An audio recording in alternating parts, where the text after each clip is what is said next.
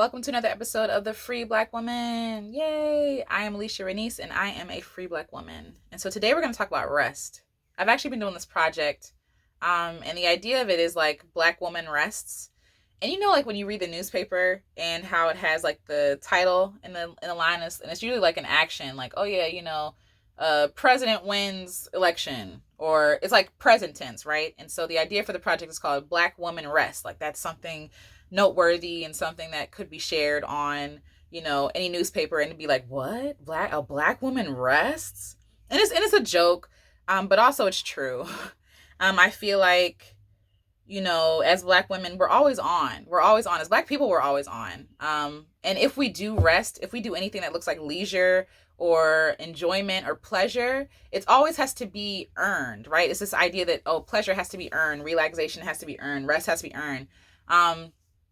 There's this meme on Instagram that I saw a few months ago, and it was like, oh no, it was on Twitter, and it was saying like Black parents will wake you up just because it's time to get up. Like not because there's anything to do, but just like we've all experienced when it's like your parents like, come on, get up, and it's like, why? And it's like, it's time to get up. You've been in here too long, in the bed too long. Like we've been trained to believe that rest is like not necessary. Like rest is a privilege to be earned, not that it should be given, or that we all are in need of rest, right? We're perpetually exhausted. Everybody's exhausted. This hustle culture, I hate it with a passion. I keep saying it. I hate hustle culture. I hate this idea like, oh, I sleep when I die, or like, I'm up all night working. Oh, I got 6 things going. Like just to like, it's like this braggadocious kind of like Olympics thing, right? It's like, oh, how stressed out can you be? Oh, well, I'm more stressed, and da da da. Like, I don't want to be stressed. I actually don't want to play this game at all. I don't want to be exhausted. I'm exhausted already, okay? With life, with chaos, with this stuff happening in the pandemic in the world, and just life is exhausting. It is not like this medal of honor to add more stress and exhaustion to my life. But culture has told us or taught us that it's something to be, proud of. It's like, I got 5 jobs and I'm doing this and this. And people almost learn that busyness equals worth, that busyness equals, equals, I don't know, like some sort of like medal. Like, I don't know how else to say this. Like busyness equals worth. But the thing is, you are born worthy. You don't earn your worth. You don't earn your relevancy. You don't earn none of that. You're relevant. You are worthy. You matter because you're here, right? But the society has taught us that you don't matter. You're not worthy if you're not contributing anything to society. It's like, what? No, like you're contributing by being. You're contributing by loving the people you're home with. You're contributing by raising babies. You're contributing by going to school, coming into contact with people, being a light to other people. Like you're worthy because you exist. If you weren't worthy, you wouldn't exist. God wouldn't have taken out the time to make you. You were already born worthy. So that's taken care of, right? But hustle culture has been like grind, grind, grind, grind, grind. And then you get to the end of your life and it's like, damn, I'm tired. Like I'm exhausted. I am exhausted. I am tired. And what's crazier to me is like, honestly, I'm just going to say this. I feel like hustle culture is like a white thing, where it's like, oh yeah, if you work hard, you'll be given X, Y, and Z, right? But we all know Black people who hustle. Like Black people have always had to hustle. One, because they weren't getting paid equal wages, or they weren't hiring at a certain place, or, they were disenfranchised. I'm going to say it. Drug dealers, hustlers. And I get it. If no one's giving you an opportunity to thrive and to become great at whatever, then you're going to find your own way. That is being innovative. That is being creative. So like, yes, do I agree with drug dealing? No. Do I think it's a great thing? No. But at the same time, I get it. If that makes sense. Like, I understand, it's literally the same thing that people do in corporate offices. It's just placed in a different place, where some place that they can reach. If that makes sense. Like pharmacists, drug dealers, marketing, selling, money, working with numbers, it's the same thing, except one is profitable to like the higher ups and like society, and one is not. And so so not even just like drug dealers, right? I'm talking about, because that's just like a general example, but I'm talking about grandpa who had 3 jobs, right? Working at 3 different places, not moving up in the company. Black people know how to hustle. It's not something you have to teach us. We know how to hustle. We know how to hustle systems. We know how to get around things, because at the end of the day, we got families. We got to eat. We got to do what we have to do. But hustle culture has not worked out for us well. It has not worked out for us well. We've been hustling since before hustling was catchy, was trendy, right? We've been hustling and we've been struggling for hundreds of years. So to me, I think I came to a point where I realized I don't think hustle culture is for Black people. I feel like for a lot of people who are more privileged, I'll say, this idea of you work hard and this is given to you. You work hard and you earn this, right? But I feel like a lot of times Black people have worked hard and have gotten little to nothing from it. And it's frustrating, because like the world is telling you, no, like if you pull yourself up by your own bootstraps, if you keep working hard, then life will be pleasant and da da da da. And for us, we know that's not true. But somehow we still try to acquiesce, and we try to like, mirror ourselves after like the world standards. And it's not working. And we get frustrated because it's not working. And again, these are just my personal thoughts and experiences. So what is glorified hustle culture? We know looks like struggle and stress and sickness and not having health care and not being able to take care of our babies and not being home with our people, which breaks down the family. And like, we see the opposite side of hustle culture that I think a lot of more privileged people are becoming more aware of now, but stuff that we always knew existed. So, yeah. I thought I was going to be hustling. I wanted to be a part of the hustle culture. I was like, I'm going to do this and this and this. I'm going to open all these businesses, whatever. And I got sick. Like literally my body was breaking down. I was depressed. I was anxious. I was zapped. I was tapped because one, I wasn't working from what God told me to do. That's the first thing, right? But also like I was trying to find my worth in numbers, in these fleeting analytics, right? How many followers do I have? Oh, I'm not worthy today. How many people like my post? Oh, I'm not worthy today. How many people bought my product? Oh, I'm not worthy today. Like I placed all of my worth, and that's my bad. I placed all of my worth in these numbers and these outcomes, and what hustle culture was telling me mattered. So I stopped wanting to be Superwoman. I can't be Superwoman. That's not my job. That's not your job. You are the gift. You are the gift. Your presence, your energy, the gifts that you were given to share. That is the gift. It's not like that is a special thing. It's not you hustling and like exhausting yourself, because when you're exhausted, who are you good for? If you bust your behind at work and you do all this overtime, which is going to be taxed anyway, right? You do all this overtime, that's a whole other conversation. And you get home and you have nothing to give your kids, or you're angry or uptight or on edge with your spouse or or the people you live with or your friends, what good is that? You got money, but now you don't have relationships, or now you don't know your kids, or now people don't want to be around you because you're so snippy all the time, And again, this is also coming from a place of privilege, because some people have to hustle, right? Some people have to get their bills paid, and I get it. So I'm not even talking about you. I'm talking about this, what we can control, right? I'm always talking about what we can control. If we have the space, if we have margin to rest. That time doesn't have to be filled with things that make us feel important. It's hustle culture has almost become like a drug, right? It's called hustle porn. This idea like, oh, if I fill my to-do list with 50 million things and I get all of it done, I feel amazing. And then the next day, if you only do 3, you don't feel good enough. When you doing none of that stuff, you're still good enough. You're still worthy. And again, I wrote down some notes. I'm going to be looking down.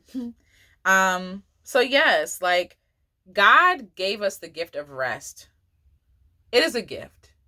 It's a gift. Like, it's not something to be earned. It's given freely. It's mandated. Like, go back in the Bible, back in the Old Testament. You must honor the Sabbath.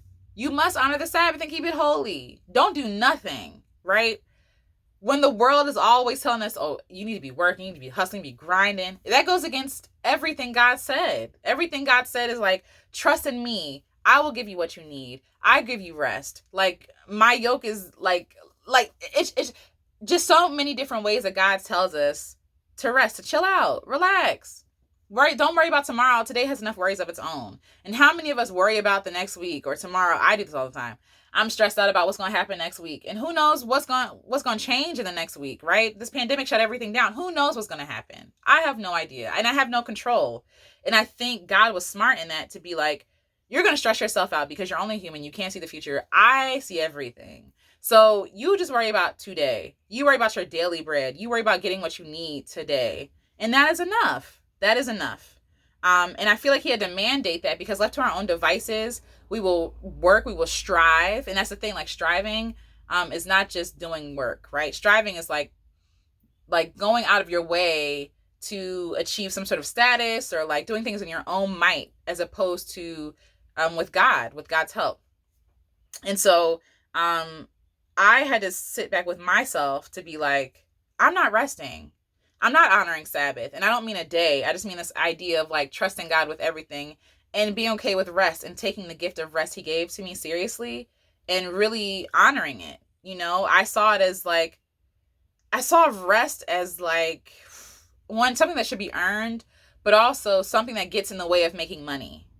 And that's a horrible thought to have. Rest is not an obstacle for you. Rest is supposed to aid you. And also, rest is productive. Rest regenerates your body. It heals your body. It allows you to be a better person mentally, physically, emotionally, to be able to show up for these relationships that you're investing in. Rest is a beautiful thing. Rest allows us to hear from God more clearly. And I can always tell when I'm just being too busy because I can't hear anything and I'm frustrated and I'm throwing stuff against the wall, nothing's sticking. Like, what the heck is going on? And I realize I'm doing things out of my own might. I'm busying myself. I'm being too busy. You don't need to earn sleep. You know what I mean? Like people like, oh, you got to earn your sleep. Or, you know, people work out and they say like, earn your shower. No, I'm going to take a shower. You know, I'm going to take a nap. And I might not have done anything that day. I might have woken up at 10, 8, and at 12:30, I feel like I need to lay down. I want to listen to my body and lay down. The thing is, leisure has always been looked at as a privilege. And I understand that. A lot of white folk, I'm just going to say it. It's not all white people, so please don't miss me with that. I don't mean all white people. I'm talking about this idea, like historically. Leisure, like just sitting around and doing nothing, was looked at to be done by people who are wealthy. People literally did not have the time to just lay around in leisure, like, and do leisure activities. Like, no, it's like, oh, we're just gonna, go for a walk, or we're gonna go to the pool, or we're gonna go play golf. Like, I even look at golf as like a rich person's game too, and I have to, it's a mental thing because, oh, rich people play golf. You know what I'm saying? Rich people play golf. It's a leisure activity. It goes slower. People are just like taking their time. They have caddies and they're drinking beer and they're just like taking their time, like to just enjoy themselves and like to swing at things. And I get it. Like, golf is a professional sport, so I'm not knocking it. But I also understand why that feeling comes with that, watching that sport, because it's like so many ideas, like Black people didn't have time. Even the idea of like playing sports, right? If you weren't going to like the pros, at some point people are like, oh, you need to stop playing football and go get a job. You need to stop whatever. And I get it. Like, you have to eat. But at the same time, why can't we just play sports because it's fun? Why we got to stop playing sports because it's not earning anything? That is a resting activity for some people. That is leisure. That is exercise, yes, but it's also rejuvenating. When I play sports, I feel more of myself. I feel more centered. I feel healthier. I feel more at ease, right? And I'm not, for a long time I didn't play because I didn't think it was productive. Like we're machines, productive. Oh, what are you bringing in? It's productivity. No, like, I want to play sports because it's fun. It's fun and I want to play. I want to play tennis with my husband and, just chill out. All the stuff that more privileged people had more time to do, and I'm not saying we're rich because we're not. Like, we're living in an RV, we're minding our pennies, you know what I'm saying? But at the same time, I'm still doing what it takes to make time for rest and for relaxation and recreation. Some of us are looking for permission to just be and have fun. And this is your permission slip. You have permission. You have permission. You don't, like, if people want you to do something and they ask you why, you can just say, no, because I don't want to. And not even in a mean way, but just like, I'm tired. I literally just want to sit here and rest all day. While we can fill our schedules to the brim with things to do, it is a choice, and it is a hard choice sometimes to be like, I'm actually going to put nothing on my schedule today. I'm going to turn my phone off.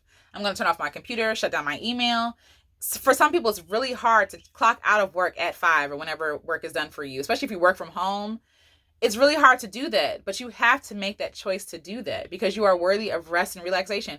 You're worthy of just sitting around and like owing no one no explanation for just watching Netflix. It's okay. I know that society tells you that it's not okay, and I'm here to tell you it is. There's a meme that I saw, especially during this pandemic. It was like, if you don't come out this pandemic with a business or a book or some sort of product, then basically you're useless. And I fight against that so hard. I couldn't disagree with more. First of all, we're in a pandemic. So if you come out alive, thumbs up. But also, when have we ever had the privilege of just resting? Granted, our choice has been taken away from us, a lot of people, because of where we are and like everything shut down. But when have we ever been able to really accept and take the time to rest and not fight against it, not fill our schedules and all this other stuff? When have we really had time to do that? We're always on the move, always on the go, always to the next thing, like always like trying to build a business, always trying to like come up with a master plan, and our bodies are exhausted, are tired. They're tired. When everything shut down here, I slept in every day for like a month and a half. I was so tired. I don't even think I gave myself room to be tired, to feel that exhaustion. And so now that everything stopped, my body literally shut down. Because like, sis, you've been missing out on some rest. Not that I haven't been sleeping, but just like resting. You know, if your mind is going, you're not resting. That's not rest. That's not rest. Yeah, like bringing it in. Thinking about my grandmother, my great grandmother. She passed away. She was in her 80s and she died of a heart attack. Excuse me. And, you know, I don't think that she was super stressed. I don't, you know, at the time of her passing anyway. But I thought to myself, how silly would it be if I passed away from a stressful heart attack in my prime, so to speak? Like, yes, she was 80 something, but she had her wits about her. She was present. And again, you know, maybe it was just her time to go. But I feel like a lot of us are dying prematurely because of the stress that we put on ourselves, the rest that we don't give ourselves opportunity to experience. And I thought about my ancestors who were slaves. And I said, how horrible would it be if I died from stress just as my ancestors died from stress when I am their dream? Like that poem by Maya Angelou, I'm the hope and the dream of the slave. I believe that wholeheartedly. I don't even think my ancestors who were enslaved could imagine the life I'm living today. They couldn't imagine that. And for me to pass away from being stressed out when I'm putting that on myself, or when I'm bowing down to the powers that be, when I didn't have to die like that, that would be so pointless. That would be a waste of what they fought for. That would be a waste. That'd be a waste. That'd be a shame. To die when I didn't have to from stress. Now, again, people pass away because, you know, sometimes people just die, unfortunately. But there are some things that we put on ourselves to stress out ourselves, and then our body breaks down. We're inflamed. We have these immune disorders like that, you know, flare up from stress. And then we stress ourselves out, and then our body's attacking ourselves. We're just not helping ourselves at all. And Black women, I think, are the leading, don't quote me, people dying from heart disease. But, you know, Black people are like the leading of a lot of things. And we never ask why, right? Why are we the leading people dying from stuff? But heart disease especially, and I can't think of anything but stress. Stress, you're stressing yourself out. You're stressing out your heart. Your body, your soul wasn't meant to bear all this weight and all this stress. You know, you can feel it, and you can feel yourself tensing up. I have to remind myself to pull down my shoulders, because I'm often like this, like just on guard and ready, or like to loosen my jaw. You know, I have to do breathing exercises to remind myself to breathe. There are times I find myself not breathing. Like I take very shallow breaths. Like I'm just like almost like surviving off little to no oxygen. And I'm wondering why I have a headache, or I'm wondering why I'm so out of breath all the time. You know what I'm saying? Like, these are things that we do to our bodies that we have to remain mindful of. My great grandmother fought for the ability to rest. She did. She wanted better for her kids. Her kids wanted better for their kids and their kids, and so on and so on. And I would be dishonoring to my great grandmother if when she presented a life for me to be more free, to live more free, that I chose bondage and I died and I perished under bondage. And I instilled that in my kids when she spent so much time unlearning that and instilling something different to her kids. You feel me? Does that make sense? And so I want to honor her even with this project that I'm doing about rest, centered around rest. And when I finish it, I'll share it with you. But it's just like an experiment about rest and thoughts on rest. And I just want to honor her in that. So let's talk about some things that we can do in our daily lives. No, the system is not going to change. Probably the system is still broken. It's still going to teach us to hustle and work hard. It's going to, good, like a little no, pat on the back. Sorry, a pat on the back for like being hard workers when they don't give us anything. They don't give us good health care. And like, just think about this. You get 2 weeks of vacation out of a 52-year work week. Yes, out of a 52, depending on what your vocation is. But for the standard person, 2 weeks, 10 days to rest when you're on for 52 of those weeks. Isn't that crazy when you think about that? Isn't that insulting when you think about that? They don't value your rest. They don't value your leisure time. If you're late to work, God forbid, the whole world explodes, right? It's like the sky's falling. Not like in you being late because you were exhausted is not an excuse. They expect you to act as a machine. You know what I mean? And I'm very passionate about that. And I'm very purposefully trying to carve out a life for myself where I'm not working like a slave for 50 weeks. And then for 2 weeks, I get to rest. And in those 2 weeks, I got to fit in everything I want to do, fit in everyone I want to visit, fit in all the places I want to see. And then like, that's exhausting, right? And then you come back and you're tired again. So it's like, what? Like, no, like this whole system is broken. So because the system is broken, and you might be one of those people who have like 2 weeks vacation, or if you're a teacher, maybe 2 months, right? When you're giving your all and pouring everything into babies all year, how can we, on a daily basis, implement rest and play in our lives? And so I came up with a little list, and you can add whatever you want to this list. But here's just a few things. First of all, breathe. I literally just had to remind myself to breathe just now. Breathe. Like, breathe in from your diaphragm to your chest. And just feel how good that breath feels, right? That pause, that moment of just breathing. You know, it's something we take for granted. Breathing feels so good. And there's so many people right now who can't breathe. You know what I mean? And I think about that. And just enjoying a moment of quiet and breath is rest. That is rest. That is taking a moment to be present, to be one with yourself, and just to give yourself permission to breathe. And you can do this at a desk. You can do this at home. If you need to lock yourself in the bathroom real quick and just like have a breathing session. I do breathing exercises. There's an app called Tactical Breather. And it's real basic. But it just like tells you when to breathe in, when to hold it, and when to breathe out. And it helps you it helps you breathe deeply. And so that's helpful for me. You can also, there are breathing exercises that you can learn on your own. I have a Fitbit on watch. It has something on there that you can breathe with that too. But yeah, like anything that helps you deep breathe, just helps you to be quiet, come back to yourself, and recenter and refocus. And also to get more oxygen to that body, because you shallow breathing all day. That just shows that we're stressed out. Okay? Turn your phone off. That's my tip. Turn your phone off. And I don't mean all day. If you want to do it all day, wonderful. Just let people know like, hey, I'm going to be. But this idea that we have to be connected all the time, 24/7, I feel like is not of God. Like, I really feel like God wants us to embrace quiet time, because we can hear him more clearly. Our phones have been distracting us for so long, like, since early 2000s. Texting, now you have apps and stuff that you can do, games. You can do business through your phone. People can call you, text you. Sometimes you just need to turn off the phone and put it away, put it in a different room. When those things happen, I feel so free. I don't owe anybody any explanation why I don't come to my phone. Think of back in the day when we didn't have cell phones and the phones were just like attached to the wall. Like, if you weren't home, you just didn't get the call and you would come back to it. But now people expect, because you have a cell phone, that you're always constantly supposed to be attached to that phone.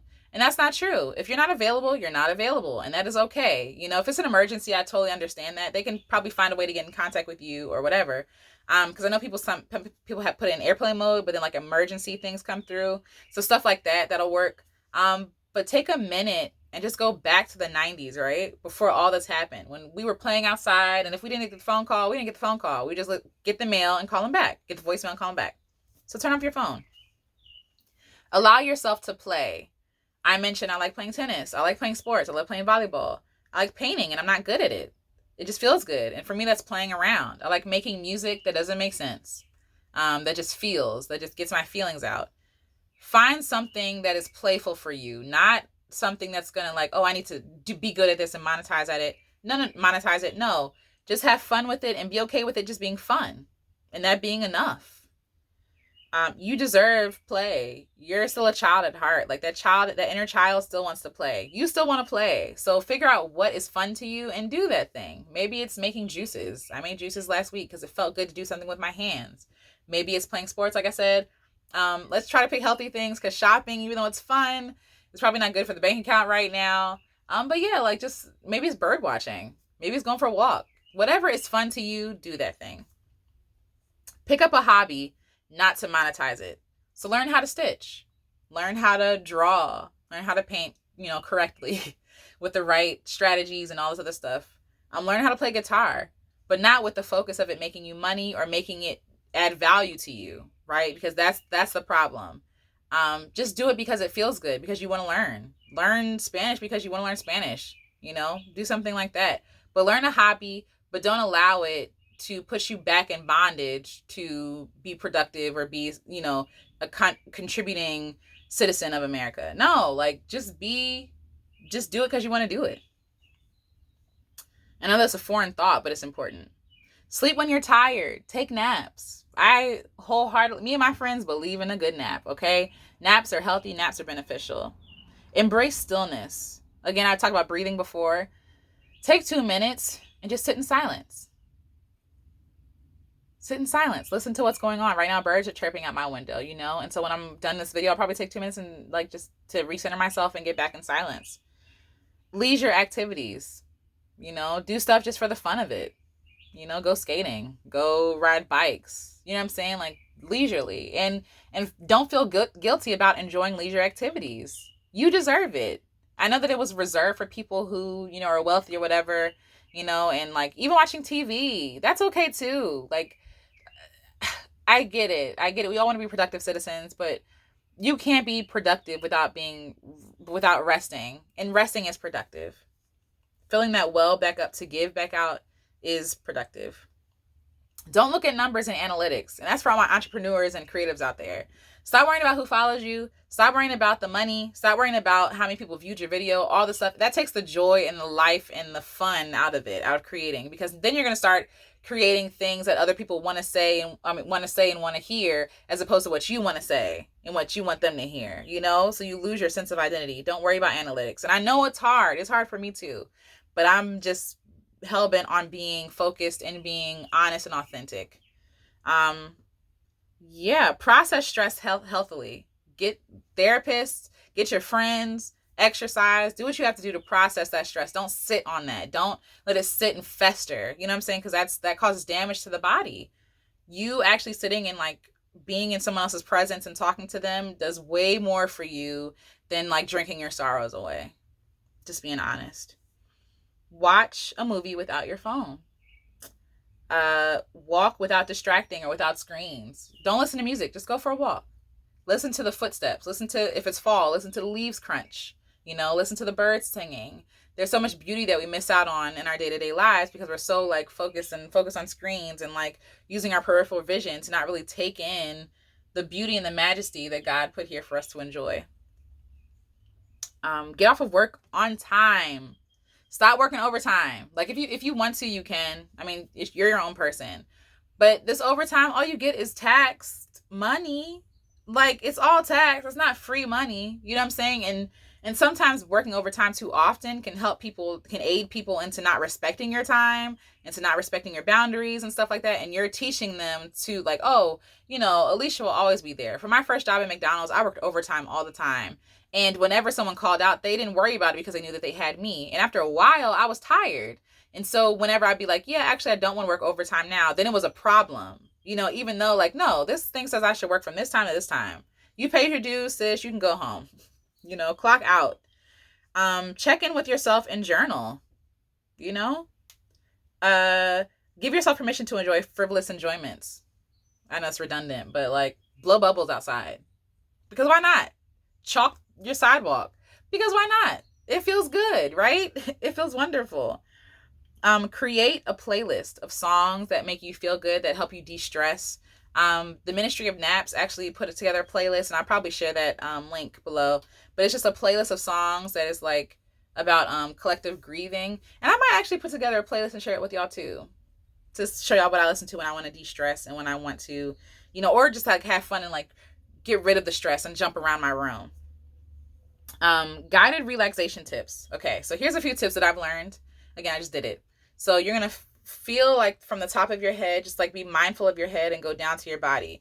I find that I have lines in my forehead because I'm always like this, or like I frown my eyebrows like this. And for people who are listening, I'm sorry you can't listen, but you can watch the video if you want to see it. But like I realize a whole lot of tension in my forehead and my jaw and like my shoulders and my neck. So what I do is I like be mindful of it. I like massage between my eyebrows. I massage my jaw and I relax it and let it go, because I clench like this and I actually sleep with a clenched jaw, which is why my jaw clicks now. But yeah, I have a lot of tension here. And then in my shoulders, I pull it down away from my ears. And it's actually painful for me to do that because I'm always hunched like this. I'm always hunched up. So when I pull down my shoulders, it hurts and it actually stretches my shoulders and my neck. My upper back, I hold a lot of tension too. So I stretch that out just to relieve the tension.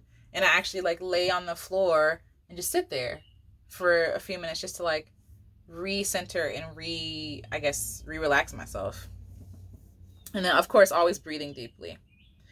So yeah, so list the things that you enjoy. This is today's assignment. List the things that you enjoy that brings you joy and relaxation, or that are just like leisure. So you can have like different lists. So one could be a list of things that bring you joy, a list of things you do to rest, a list of things that you like to enjoy leisurely, a list of things you like to do to play, and just have fun with it. Like just list all the things. Like if there were no bounds, what would you do? What would you do for fun, And it doesn't have to be productive. And I know it's really hard, like to be like, oh, well, I can't do that because no, like you make time for what's important to you. Your leisure, your play, your rest should be important to you. And you should always make time for that. You should always make time for that. When before the pandemic happened and we were back in Maryland, I always made time to hang out with my friends because that's important to me. That's therapeutic. And it's also just a great way to unwind and hang with people I love, that I think are beautiful people.